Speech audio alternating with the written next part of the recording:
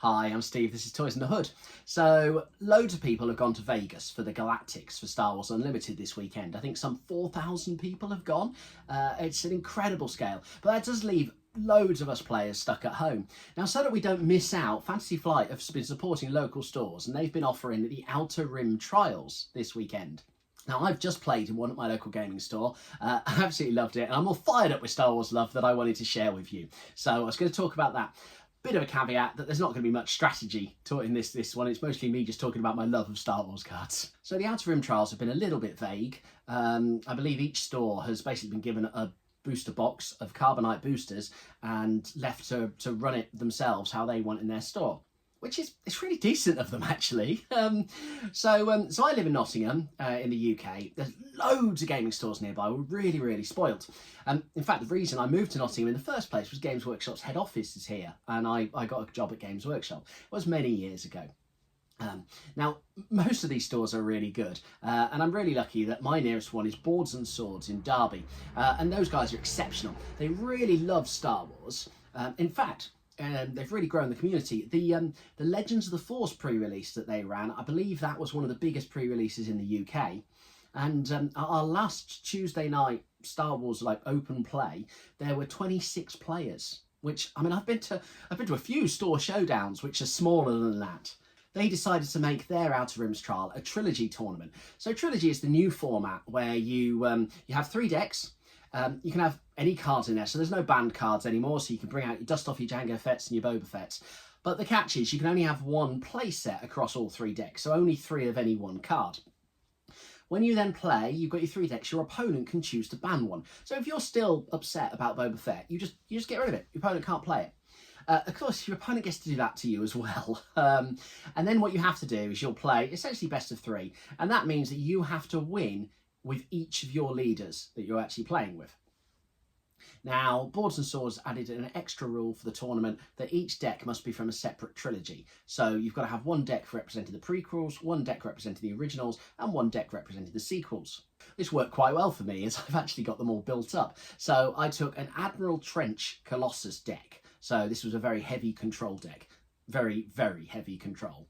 I took Han4 Lake Country, which is the deck I've been playing for ages. I love the kind of random, this flipping cards, using these odd cards, all of this kind of these odd mechanics I love.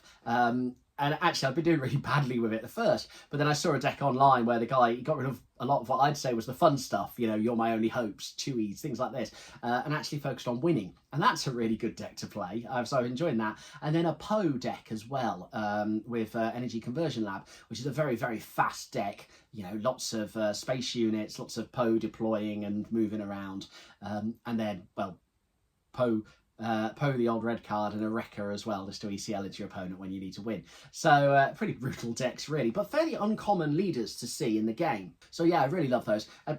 If you watch my other videos, you'll see, I've also done a video on Dr. Aphra, so I do love unusual leaders. And I got there this morning, nice and early, and it turns out it was free to enter, which was brilliant. So I bought myself a Legends of the Force Carbonite pack. I saved a £5, I'll pay £25 for a booster pack, it's brilliant. And that was a result because I got myself the Jocast Nu serialised card, the Prestige card. So let's put that nice and close to the camera so you can see that.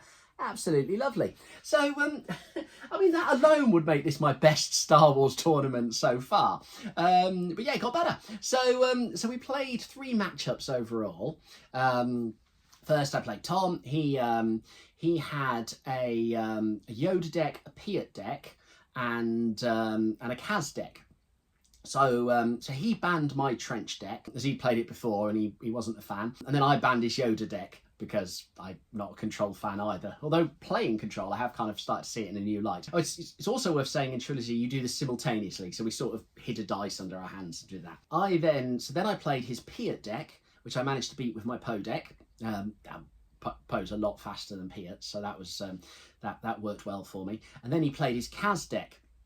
Now, he beat my Han4 deck with his Kaz deck, which is faster. But what that meant was because he then won one with Kaz, he couldn't play Kaz again, so he had to play Piat. And again, unfortunately for him, Han4 is faster than Piat, so I was able to win that game.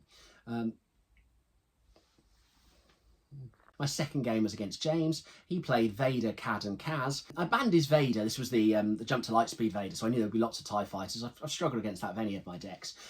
So I banned his Vader, which turned out to be a bit of an oversight. It's what I'd kind of forgotten. James plays a lot, and he plays Cad, and he's really, really good with Cad. So he banned my Poe deck. I was hoping he'd gone for my Trench deck, to be honest, which was kind of why I'd included it. First, I played Han4 against Cad. I got some real bad draws, which I think is a real problem with Han4. You need a lot of ships to be able to, but you need to deploy him as a pilot to make the most out of his ability. And then, you know, you end up with lots and lots of pilots, lots of little ships. You need cheap ships. And he was just killing them. And I just got loads of bad draws and I lost miserably. He then played his Kaz deck. And I figured that, well, if I've got to beat him twice with each of my leaders, I may as well stick with Han4. And I promptly lost again. So this one I lost 2-0. In hindsight, and this is something to consider in Trilogy. I think it's kind of like how you match things off.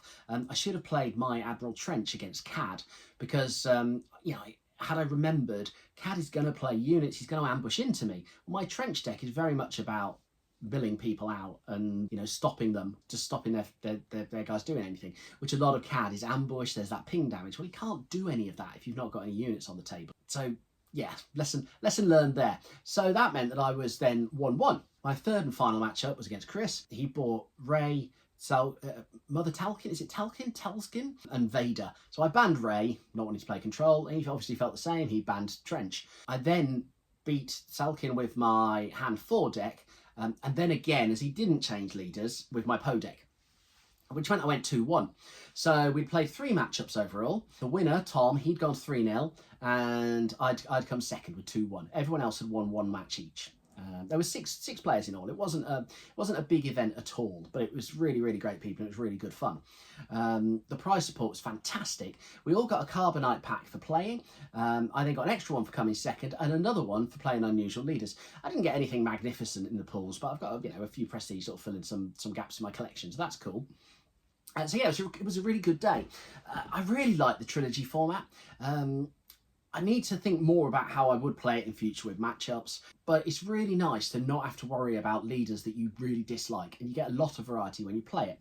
I can certainly see me playing more of it, especially, I mean, one of the things, like, you know, I hate, you go into, I don't know, Kira Blue is like Kira Green is like my nemesis. So, you know, I'll go into that and you think, oh, I've got to play this, like, I've got to play at least, you know, 2 or 3 games of this, and it's the same for an hour, and it can be a bit soul-destroying. Whereas with Trilogy, you knew you'd have that variety. Like, you might still get your ass handed to you, but it's going to happen in different ways. So that was really, really cool. I can see myself playing a lot more of this, especially as myself. I love playing different leaders. I say, I didn't show, but yeah, I mean, I got my Trench, I got my Showcase to pimp that one, Poe and Han, and then, I mean, behind me I've also got my my Grand Inquisitor deck and my Hero decks ready to go, and then I do have a Mandalorian deck kicking around as well. So I just love these unusual leaders. I think they're really what makes the game interesting, but I also appreciate that people want to be competitive. So yeah, we need that balance, and Trilogy seem to give us a really good balance for that. So yeah, please give it a go.